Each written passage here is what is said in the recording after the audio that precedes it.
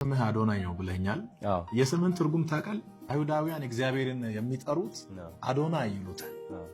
አዶናይ ማለት በአማርኛ ጌታ ወይም የሁሉ ኃይል ባለቤት ማለት ነው። በእንግሊዘኛ ደግሞ ማይ ሎርድ ይሉታል። ማይ ሎርድ yes የሁሉ ኃይል ባለቤት የሆነውን እግዚአብሔርን መውደድ መከተል።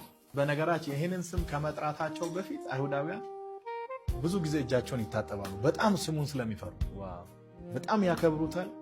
አዶናይ የሚለውን ስም በጣም ይፈሩታል። የምትደግፋቸው የምታነቃቃቸው ሰዎች ሊኖሩ ይችላል።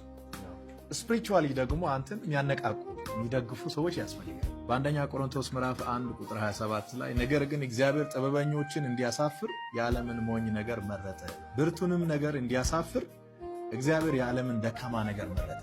ሞኝ ነገር መረጠ ማለት ወደ ዘመናዊ ቋንቋ ብናመጣ ሰገጠ ማለት እውቀት አለን ብሎ የሚያምኑትን ሼም ለማስያዝ ምኖችን መረጠ? ሰገጤ ባይ ባይ ባንዳለኝ ስግጥ ፍምስኝ